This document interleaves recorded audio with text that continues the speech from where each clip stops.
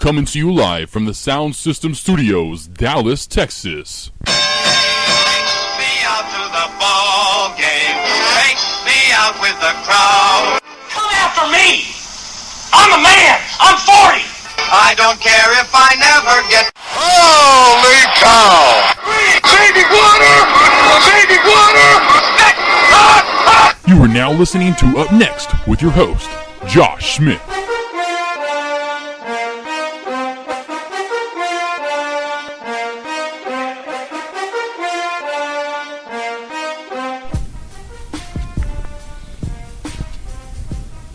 Whoa, Nelly, as great Keith Jackson would say. We got a lot to talk about today. Deflategate. Can we talk Deflategate? I'm not going to talk too much about it. Everyone's blowing it up, but we do have to briefly mention how terribly unterrific this is. NFL draft, we'll dive into that. Of course, because I was in Vegas, don't forget, for the draft party. It was pretty sweet. Had a little Vegas draft party attended, met some NFL players. Get into that.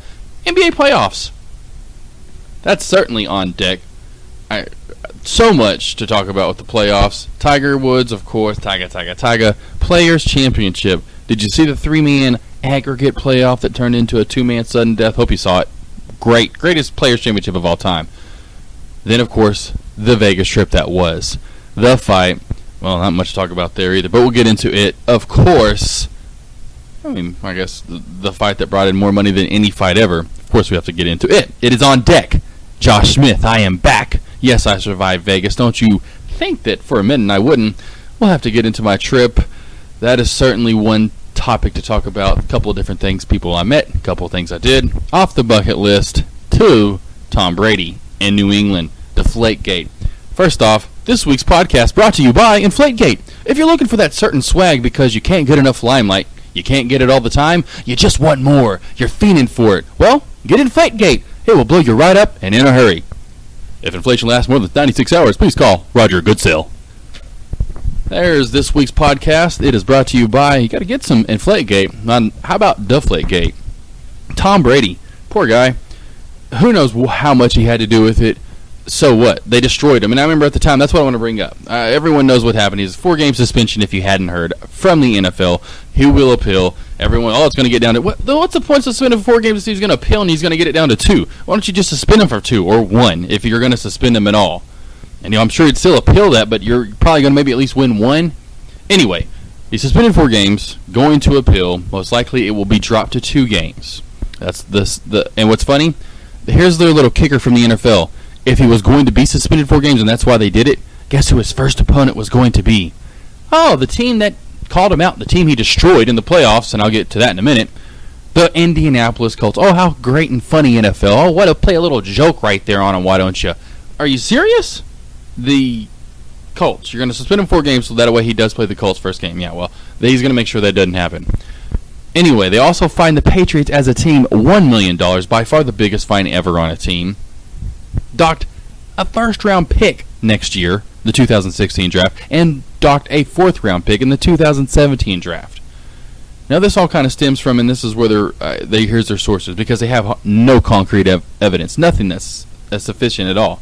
It's all by hearsay / circumstantial lack of cooperation. That's probably their biggest, where Troy Vincent, of course, it's like Roger Good, as I call him, Goodsell. Roger Goodell, he's not supposedly he is in a way handing it out, but Troy Vincent's the one speaking on behalf of the Players Union, handing out the punishment to Tom Brady.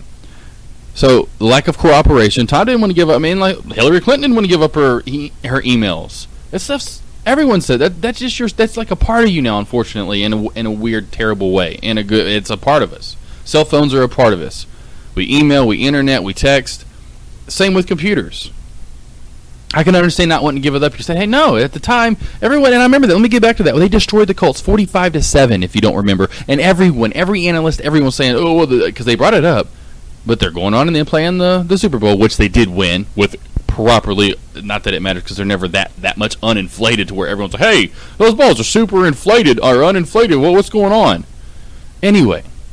They destroyed them. Every analyst said they wouldn't have mattered. They destroyed them 45-7. That was the main point the analysts brought up. It wasn't a game. Then they went on and won the Super Bowl. They beat one of the best defenses ever. Did you see Tom Brady? Like 14-15 I brought up in one of the old podcasts. Go listen to it. It was one of the first couple I did. He was like 14 to 15 in the fourth quarter, 2 touchdowns, brought him back from 10 points down, won the Super Bowl. Last time I checked. Albeit, yes, like last second kind of misfortune from the Seahawks. Didn't run it, threw it, got intercepted. I'm sure you remember the Super Bowl. I'm sure you seen it. I seen it. We all seen it. We all saw it. Anyway, back to now. Really? 4 games? I'm not going to go through the list of players that have it's literally equivalent of performance-enhancing drugs. Really? So, and that's why because I listened to Colin Cowherd. I love him, I hate him. It's kind of that he's great that. He's a polarizing figure everyone loves to talk about. He's that new guy. Of course, I'm sure you've heard of Colin Cowherd on ESPN. Pretty good guy. Definitely good at what he does. Anyway, he was arguing, I'm right there with him.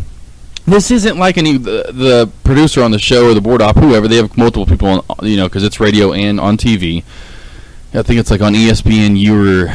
I forgot which ESPN his show is actually televised on as well, not on ESPN radio so it's on both. Anyway, one was arguing it's just as bad as that, as in performance-enhancing drugs compared to Barry Bonds, and he was saying, his head got totally inflated over, and that's another thing. We're talking about one game supposedly versus 162 plus a year that Barry Bonds and Alex Rodriguez, he also brought up, were inflating themselves with drugs. Performance-enhancing drugs. Not just barely deflating a football we're talking about. That makes hardly a difference, and that was their point. Their main thing was lack of cooperation, and let's stem back to the Spygate. Spygate, Deflategate. Comes back and they said that if it ever happens again, anything from this team, we're going to come down a little bit more harsh. Well, they certainly did. It went from, I forgot what picks they took away. I didn't look that up. I could have. Anyway, anyone can look that up. I remember it was $500,000, because they talked about that earlier. It was $500,000 fine. So it was like they just doubled it. I'm sure they took a pick away back then as well. Well, they took away 2 this time, 1 being a first rounder. Brady's out at least 4 games, probably most likely going to be 2. Seriously. And then I hear here's another one. Just listening around today. Ryan Clark, DB that they have on ESPN, like on all their shows throughout the day, a lot on First Take. I don't really understand it. He's not that great, but whatever. Maybe because he speaks well. And maybe I speak a little too fast, or they'd have me on there. Ryan Clark, D-back, played for the Steelers for many years, so I can see why. Also, just got signed by Washington because the Steelers let him go a year ago. So I don't. That was last year. I don't know if Ryan Clark is even. I don't know if he's still on the Redskins or anyway. So the Pats and Brady are cheaters, pretty much, and literally verbatim, and they might as well go, as himself saying this, that he might as well, and the teams the Steelers go into the games going, hey, the cards are stacked against us. We know they're cheating one way or the other. They have the upper edge. They have the hand on us. They're cheaters. Are you serious? What? What? That's just laughable. You've seen what he's done. Tom Brady, you've seen what he looks like with this. Look, that guy's pretty good at what he does. Albeit whatever. Like they even brought up, some people like the ball's a little bit more inflated. Some, if you have a smaller hand, like it a little bit underinflated. It depends on what it is. It really doesn't even matter the size of your hand. Sometimes it does, sometimes it doesn't. Point being, Aaron Rodgers likes it overinflated.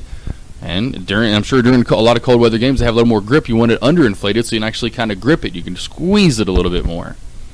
Yowzers, come on. And people like Skip, literally, Skippy the Punk Bayless, seriously. That's what I'm going to start calling you. Skippy the Punk Bayless. My dad used to call me Skippy the Punk on his radio show, Tommy Smith, Magic 105, Rock and Roll Breakfast.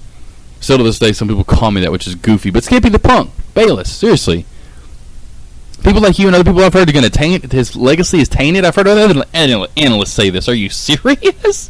Even if it's down to 1 or 2 games, which a lot of people are arguing that's what it's going to be. I remember hearing last week even shows in Little Rock, driving through down to Mother's Day, so on and so forth, hearing people on 103.7 The Buzz, where my dad works for now. It's all sports station there.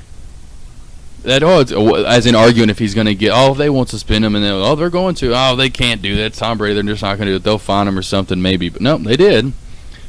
But it's not going to taint his legacy, guys. Did you see what he did in the Super Bowl? Even he just said that. That's what's so funny. Because Skip Bayless brought that up, being that his legacy tainted. I don't remember exactly. Maybe he was saying it was, but I know he was saying the whole world. I remember him saying the whole world. No, the whole world. No, because I wrote that down. No, not the whole world. Not the whole world. Not me. I heard other. No, Darren Woodson was on Mike and Mike. They had to put a bunch of people on this week. So I guess a lot of people were on vacation. A lot of people were being not Colin Cowherd though. Anyway. No, are you serious? Legacy tainted? Are you serious right now? No, his legacy is not going to be tainted. Did you see what he did in the Super Bowl? As you also mentioned, is my point. I'd be a great lawyer.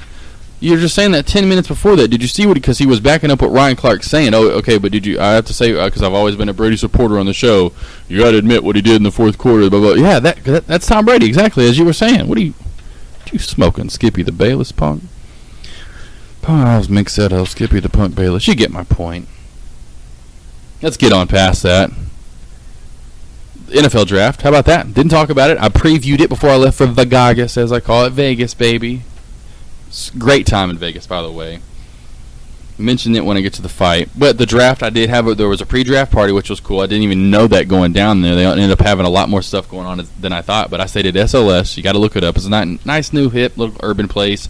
There's one like in L.A. and Miami. Now they have one there for the last almost 8 months or so. Tommy, my brother, opened it up back in August, September. Anywho, had a draft party there. Steven Jackson, Emmanuel Sanders. So Steven Jackson who played for the Rams for many a year. Almost got drafted by the Broncos. And what's funny, when I met him, I said, man, I remember you in the draft 2004. It was either you or DJ Williams. And the Broncos took DJ over you because my buddy were texting back and forth, so on and so forth. And you're almost a Bronco. And I wanted you. I knew DJ was sweet and all, but we all wanted that back to replace CP. He's like, man, you got a hell of a memory. I was like, man, trust me. I was like, I'm inside. I told him what I do. And anyway, he was very impressed, which I'm glad. Man, Emmanuel Sanders for the Broncos, a sweet wide receiver. If you haven't, look him up. He is amazing. Little guy, but certainly is a badass. Great wide receiver. Takes hit after hit, as small as he is, gets up and keeps going. Also met, if you haven't seen her DirecTV commercials, SI cover model, the last Sports Illustrated issue of last year, and does those little DirecTV commercials with the horse where she's on the beach. Her name's Hannah Davis. Yeah, I met her. Took a picture with her, and so did Avery, my girlfriend. A beautiful young lady. Derek Jeter's, I'm sure, soon-to-be final girlfriend, and going to make her wife, which I would if I were you. Sweet lady. Take pictures with anybody there. Because there wasn't, I mean, it was kind of a secluded little thing we had. A few people only got to get in. It was at Sayers Club. Very cool little place. You got to check out SLS and Sayers Club. Play live music throughout the week. Anyway, all the free pub for them I would love to give out there. Great place. Anyway, great draft party, I should say. So draft one is, I'm not going to go over too much. Literally, it's happened. You saw it. Pretty much what happened. What I almost predicted, what wasn't. Well, because I knew this year people were going to go after certain people. You never know there's going to be some certain trades, but there weren't. First time, and I forgot how many years there wasn't a trade in the first 10 picks. It was over 10 picks, so there was a trade. Jameis goes number 1. Marcus Mariota goes number 2, which you think Tennessee's going to make that trade. That's going to be the first one. And that's the thing. It seems like and a lot of teams do that. Like, they made a trade, and they kind of get that jumpy feeling they got to make a trade to get up because they think, okay, well, if they just made a trade to get up to get that person, well, now I've got to trade up to get the person we want because someone else is going to trade up. They get to that mentality of that where everyone's trading, well, I got to trade. Well, this year, since no one traded, no one else really wanted to trade. They went right after the people they're going to go after, and no one else went after those people, I guess. First time ever that number 1 and number 2 quarterbacks, former Heisman Trophy winners, the last 2 years are going to face off in the very first game of the year. That is freaking fantastic. Are you serious? You can't ask for more than that. I can't. Not only, obviously, who can't wait for the first season or I should say the first week of not only college football, but the NFL? You get number 1 versus number 2, top 2 quarterbacks. Not that I think they're going to be that. I think neither one of them are going to be that great. I think Jameis is going to be here or there. He's in Tampa. What's he going to do in Tampa? Tell me right now. I'm sorry, but no, he's not. He's not going to have. He's going to have a mediocre career. Marcus Mariota, 5 years are gone. Told you. Mark it down right now. I've called multiple quarterbacks and been right about all of them. Sanchez. I'm not going to go through all the quarterbacks I've named. Many of quarterbacks I've named, especially out of that West Coast Pac conference. I'll name them all. Yeah, I'm not going to go through them all. That were just the only one that surprised me is Carson. I shouldn't even say Carson Palmer, and that is my fault. No, is Cam Newton because I was going to see. Didn't think Cam Newton was going to be as sufficient as he has, and he's been a little bit more sufficient than what I predicted. But anyway, Marcus Mariota, Jameis Winston, number 1 versus number 2. Literally, well, you know what I'm saying. The first 2 picks overall, last 2 Heisman Trophy player winners, I should say. Going off in the very first game of the year, and nonetheless, it wouldn't have mattered when they faced each other. When the first time ever it happened, then just kind of it's almost picks that were going to happen. Dante Fowler Jr., nice defensive lineman going to Jacksonville, could be a linebacker. Amari Cooper, of course, Oakland's going for that number 1 overall wide receiver, like they always do. Washington, hey, they went ahead and obviously right before the draft, I remember I was out in Vegas. I think it was in Vegas. Yes, I was out there walking around, but it was right before the draft. I remember seeing on the monitor out there on one of the TV screens when I was walking through the casino, Washington picks up option on Robert Griffin III and what that meant. Obviously, what did that mean? They're going to get something not only, I guess, either compliment him on the outside or a running back, or obviously to solidify him, and that's what they needed to do. You're going to go off on him, and you're going to keep him, well, you're going to need to protect him. And they got pretty much one of the best linemen, Brandon Sheriff, from Iowa. Defensive end, Leonard Williams goes to the Jets. They're trying. They got a defensive, coordinated, obviously, for the most part, minded head coach now. They've gotten Revis back with Cromartie. Now they're getting, they're trying to solidify what the New York Jets have been over the last 10 years, defense. Chicago, hey, Brandon Marshall, you're going up to New York Jets and go play for them? Cool, we need to replace you. So they do. Get one of the, probably this, obviously right there, I mean, there's about 5 guys that were, and they all pretty much did go in the first round, I think. Wide receivers, number 1 caliber overall wide receivers this year that I think all of them have great potential, depending on what they want to do. Kevin White, he goes 7 to Chicago. Dude, 6'3", 215, runs about a 4'3", 4'4". Yeah. Next, Atlanta. Hey, your defense has been terrible. It's been terrible. Got to get defensively, solidify that up. Try to anyway. They get an outfit. He played a little bit of safety, kind of that rover position in college. Vic Beasley, though, he goes to Atlanta at number 8. The New York Giants, well, this is kind of up and down a lot of, anyway. I wouldn't call it an A+, but Eric Flowers from Miami, he is a good offensive tackle, but there's other, I think, offensive linemen out there to get. The St. Louis Rams, they go after Todd Gurley at number 10. Everyone, or I should say, McShay had him all of a sudden bolstered up in the top 10. He was one of the only guys, and I'll admit that, I remember seeing that before the draft, that had him bolstering up and going in the top 10. Sure enough, he did at least go 10th overall to St. Louis. You can look up the rest of them. It all pretty much went predicted as it should have, except for, I should say, my Broncos. They kind of did. They traded up, and they went after Shane Ray from Missouri. I was kind of surprised, being they had DeMarcus Ware, but they wanted, I know they had him, but hey, they want someone to compliment and learn from him. Obviously, then once he's gone, to stay with Von Miller on the other side. And if he's as good as Von Miller, just almost as good, that's scary. So I kind of like to pick. I was hoping they were going to go offensive linemen to not only help their offensive, obviously their offensive line, but obviously the other main reason to help Peyton Manning not get hurt, and so he can play definitely through this season and maybe another season. But I think when this, I don't see impact, even if he loses, unless it's in a kind of like last year, unfortunate manner where it's like, oh, I got to come back to avenge that. I see him leaving him regardless, whatever this is, especially if it's Super Bowl. He wins that. I don't understand why Peyton would want to come back at the age and his injuries to risk it again. Hey, I did it my last year. No chance to try to do it back-to-back. I know Elway did it and all, but yeah, I'm going to let that go. So there's your draft. Great. Kind of interesting, but almost went as usual. Pretty quick pace draft. Fun for me because it was in Vegas. It was a very great time. NBA playoffs. Okay, I got to get to this.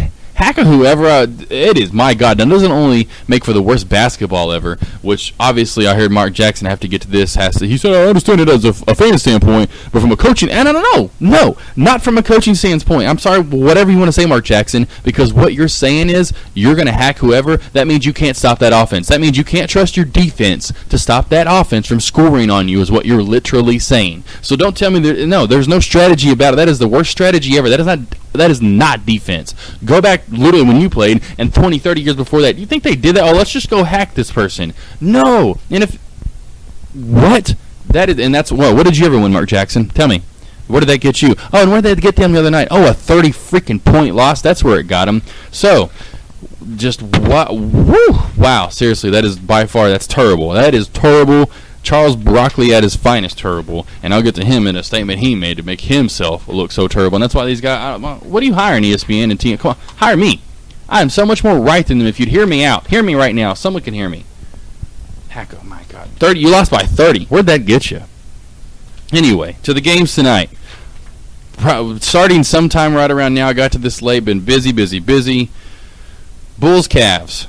Tied up 2-2. I'm sure literally last 2 games have been game-winning shots. D. Rose Friday night, game-winning bank shot off. Literally should have been a foul on LeBron coming down the court. I think, and that's what the analysts were saying. Hey, did he think that they were down or something? He went right after D. Rose and luckily went out of bounds with like 2, 3, 4 seconds left, whatever it was. And I'm like, what? How's that not a foul? And they were even saying that. But anyway, D Rose knocks it in, thank gosh, all Jordan-esque. But then, of course, after a great, I should say a decent game from the Bulls, pretty good game to take the lead, and I thought they had it. After literally calling a timeout, the head coach did this guy's terrible. Seriously, he calls a timeout, no tech, no one saw it. Some assistant coach, I forgot his name, pulls him back. Like, what are you doing? They get the ball, and then they had a just 3 straight errors by the Cavs. Somehow, literally still get the ball with 1 point something left, and LeBron nails a fadeaway. Great jumper, finally, LeBron, because you're going to the hole like literally a buffoon. It just looks terrible. It looks like a log rolling downhill. Here I come, man. I'm coming. I'm going to throw it up. That's what it reminds me of. Like, what? What kind of offense is that? What have we gotten to in today's game? Not that great. So, back-to-back game-winning shots. We got Game 5 tonight in Cleveland. Great game. Can't wait to watch. Next, let's get to and this is all Eastern Conference right now. Wizards Hawks, that's tied 2-2. Wizards win Game 1, Hawks Game 2. Back and forth they go. Wizards and Hawks again. Game 5 tonight, Wednesday night in Atlanta.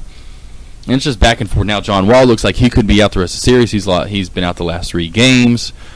That could obviously come down to Game 7. It's going to wear the Hawks out. And the Hawks could still get to the finals, but I still just don't see it. After having one of the best records in the NBA, I think the best in the Eastern Conference. I'm sure they obviously had the number 1 seed.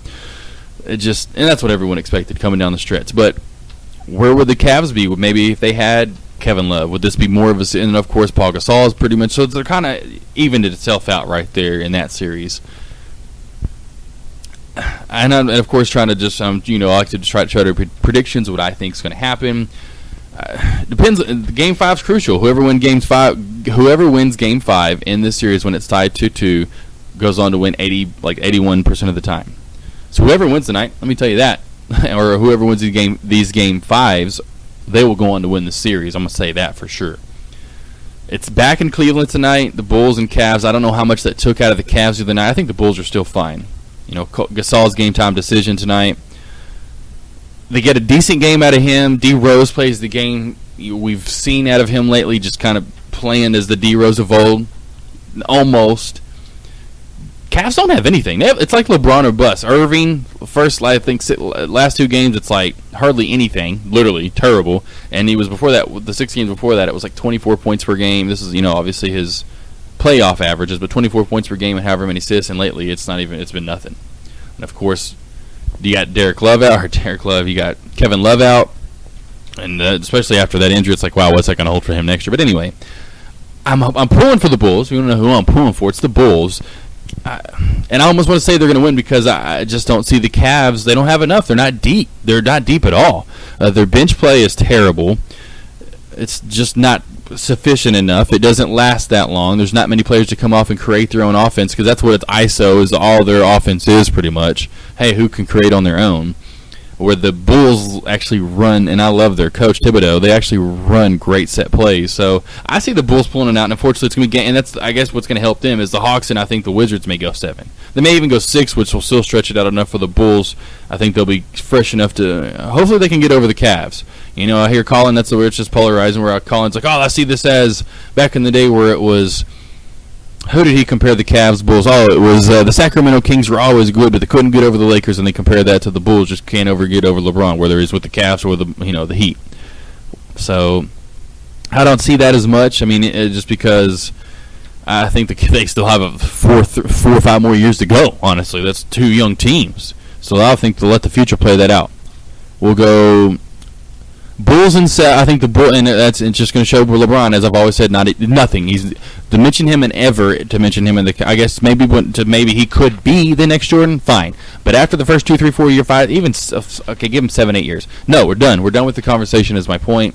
So it'll just prove once again how he's just not clutch. He doesn't take those shots, and if he does, he's just barreling down to the hole and just hoping he can throw it up and get a foul, and B, hope it goes in. He just doesn't want to revert to that jumper, and I think it's just.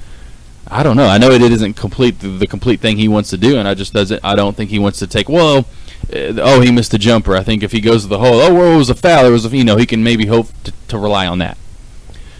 So Bulls in 7. I think Hawks in either 6 or 7, just because the Wizards are just going to kind of just without Wall. I think they can kind of like how the Clippers. I'll get to in a minute. Have played great. But that's just because they have Rivers, and that's the coach's son, and I think that's the main reason why the Clippers have kind of stepped up. But I think, and my point being, I think the Wizards can maybe step up in Wall's absence. Just don't see it that much as I do for them as I did the Clippers. Hawks in 6 or 7. Now we'll get to the Clippers Rockets, where we got to get to Charles Barkley, who said and I remember hearing this before Game 1, sitting here, hearing him say the Clippers have no chance. And they're like, and then I remember hearing Ernie saying, even without CP, is this with or without CP3? He said, either way. Either way, he said the Clippers have no chance. The Rockets were pretty much just going to be too dominant and too deep. Well, it's been proven the opposite, how the Clippers have played a great series. Rivers has just been phenomenal in CP3's absence. Now you're adding CP3 back to the mix with Rivers getting hot. Whew, that team's going to be lethal. And that team, it's going to be a team from California that's going to make the finals. I think the Grizzlies could be pushed to 7. I'm going to get to that one in a minute. I just see certainly the Clippers are up 3-1. Game 2, or I should say Game 5 is tonight in Houston. So we'll get to that game later on, and we see. I think the Rockets, being that it's back in Houston, can easily win tonight in Game 5. It's going to be a close game. I think from here on out, most of these games could be super close. Heck, I mean, the Clippers have given the Rockets the 2 biggest losses in their playoff history. Good job, Charles Barkley. That's a good prediction from you anyway. Also, I think the Wizards and Hawks, that could be the only maybe series where you might see a blowout from here on out. Bulls, Cavs, I think the rest of those games close. I think maybe, and when I say blowout, I mean like 15, 20 points at most. As you saw the other night, the Wizards were up 20. You thought that was a blowout, and then the Hawks come back and almost literally win the game. You could see games like that, but I think for the most part, the games are going to be all throughout a 5 to 10 point game, just really close. Clippers winning, they might win tonight, but I think it's going to be a Game 6 for the Clippers that they win.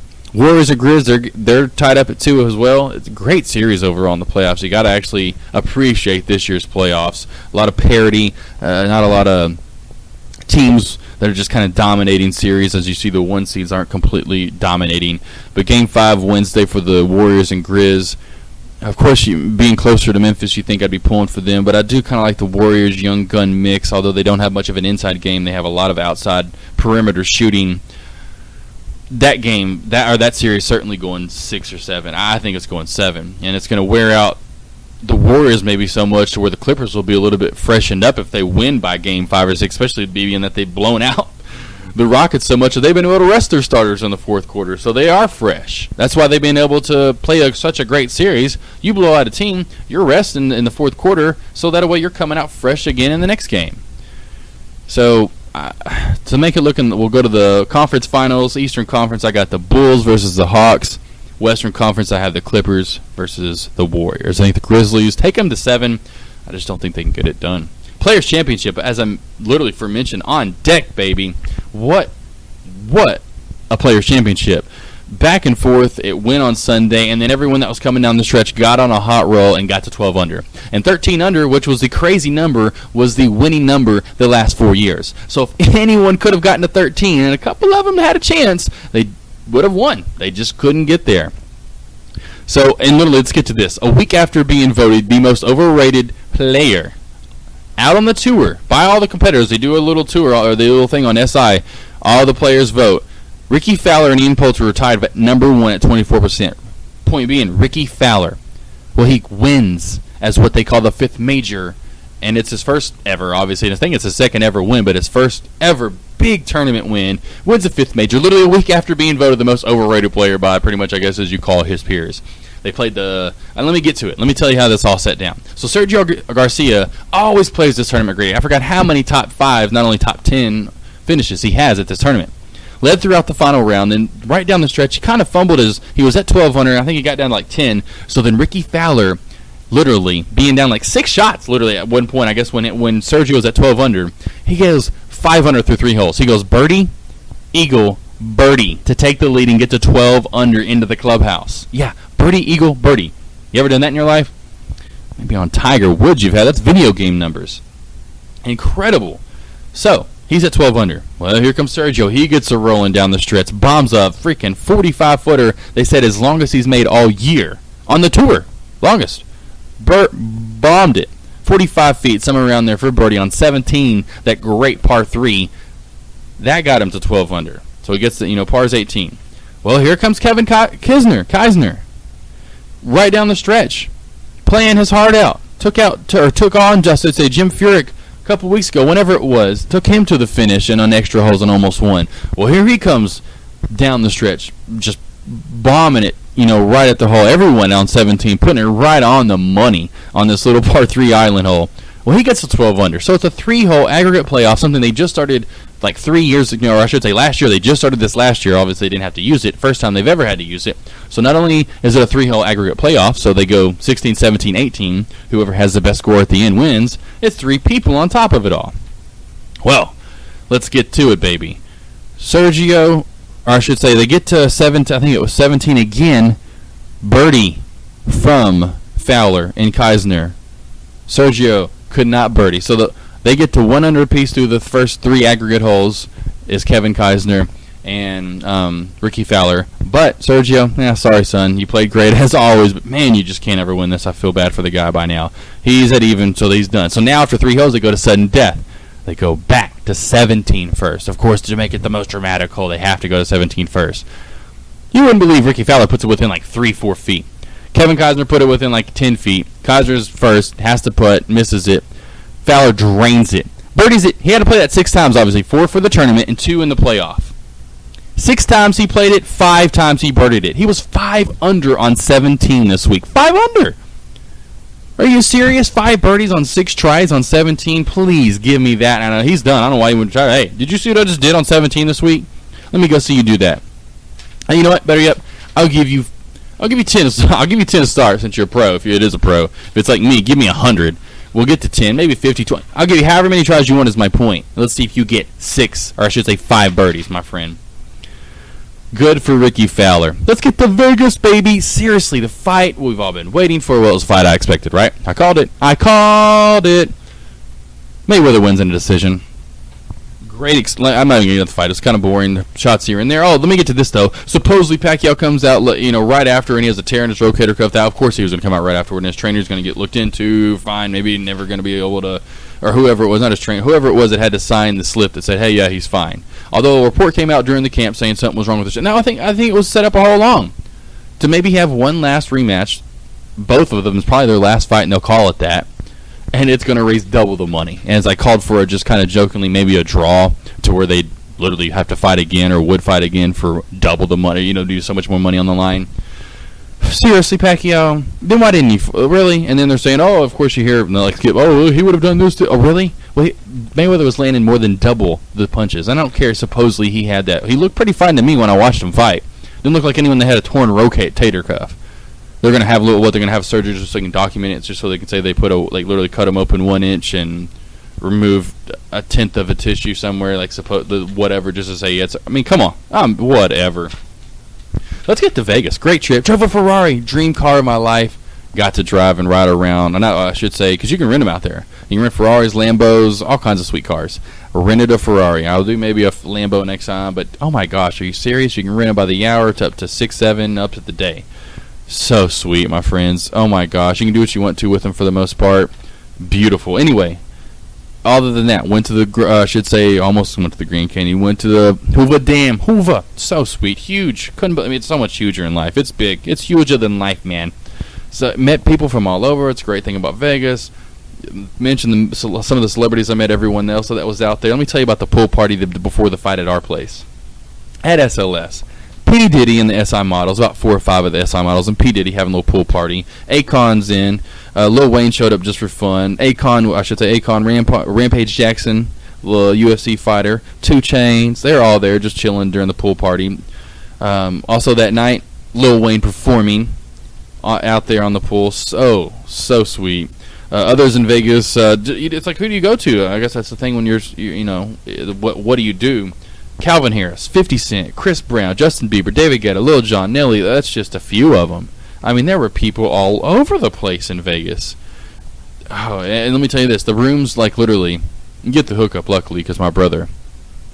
But the rooms out there normally go for, say, on the weekend. It's not that bad. It's like $100, $150. They kind of vary. Obviously, they literally can vary from probably from about 90, 80 on the weekend up to about the suites, 200, 300 maybe. But anyway, just say a normal one that I got, normal room the Lux Deluxe. King size bed, big walk-in shower, double. It's nice. Anyway, 100. During the week probably 60, 80, 90. Anyway, and then weekend 100, 150. Weekend say a normal Friday or Saturday be about $100, $150. Friday night of the fight, almost $500. Saturday of the fight, almost $600. They raised their rates that much just for the night of the fight. Are you what? Imagine the Bellagio, Caesar's Palace, all Venetian, the Cosmopolitan, where they're already where all those other places, Trump, the Wynn, MGM itself. Imagine how much those rooms are going for. $1,000 plus. $1,000 plus. Those places banked. Oh my gosh. Literally almost speechless almost thinking about it. Good for Vegas. They're doing great. Let me tell you about that right now, especially that. Anyway, great time, though, out in Vegas. Obviously, you get a chance to go out there and meet all kinds of walks of life. Everyone's nice. You get to do a bunch of cool different little things. 5 days max. It's kind of like one of those things on a cruise. 5 to 7 days. 7 days, you're ready. On the 7th day, you're ready to go home if you're there 7. 5, 6, 7, you're ready to go home. So anything in between there, 3's kind of great for that first maybe time, or even at any time in between there, just because you get a little taste, you want to go back for more. Let me talk the story of the weeks. Didn't really mention this too much, but Nepal, I just feel bad for them. Not only did they have it, 2-3 weeks ago, one of the worst ever, obviously, earthquakes. As it not really register-wise, but what happened afterward, terrible tragedy. I mean, terrible. Now there's today having another one in the 7-point range. So all of my love goes out to them. Let's try to support them, pray for them, do what we can for them. Whatever you do, do it. If you pray, you send money, you just think about it, just talk about it. Just know that you're in a better place. I've always said that since I was a kid. It's like, man, I could have been born here, there, this, that, the other. Just know that sometimes, most people, I'm sure if you're hearing this, you have it better than what you really expect and what you think you do. Certainly humbled you need to be and not take a lot that we do for granted. Next, things like Baltimore. I'm sure you saw this is when I was in Vegas. It became a show itself. Me and Avery got back from a long day. We were out in the sun, chilling before we go out that night. Let's just lay down, watch a few a few shows, even though there's really nothing on. That's my point. Like, just watch TV for a little bit. So there's nothing obviously on at 4, 5, 6 o'clock when you're wanting to just flip through channels and see something on besides news. So of course, what's on? Well, we get the CNN. Luckily, before we even got to our news, and boy, it's just blast on what's going on the Monday while we were there, like the 27th or whatever day that was, that everything exploded in Baltimore, and that turned into a TV show itself. Man, if I probably want one wish, it would be world peace. It wouldn't be $1 billion. I guess if I could do something with $1 trillion, maybe I could create world peace with money, but you can't. I would wish for world. I would wish for world peace. I don't understand the society we live in, that thinking that going and trashing your local CVS and cutting the lines when they're trying to put it out. I remember I was watching it live and they were going by, and people, they'd be wearing masks and they'd go and the firemen were trying. My point being, the firemen were trying to connect the hose. They finally got the hose connected, and then you'd see people as they're doing the live report. You see the guys run up behind them with masks that were against it, obviously, and trying to cut it with knives. And you see, all of a sudden, boom, they cut it, and water comes flying out of the hose.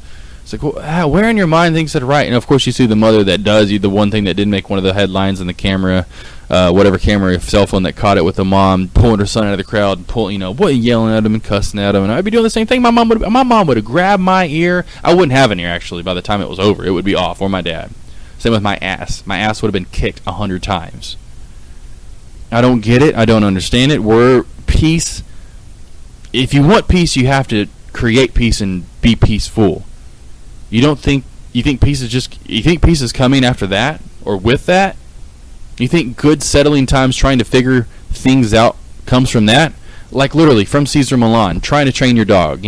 Everyone asks why our dogs are so good and settled. I mean, our little Chihuahuas may yap at first, but they're fine. Or Great Dane, that's what they're most impressed with. The great big dog gets so temperamental. Not all Great Dane, and most Great Danes are, but that's just imagine that. They're trying to train your dog. Is my point. He always says calm, submissive state. That should be the same for humans. Trying to train a dog when you're say imagine doing the Baltimore scene on dog, trying to train it. You think that dog's going to cooperate and understand you? That dog is always going to go hide and shiver under whatever it can hide under.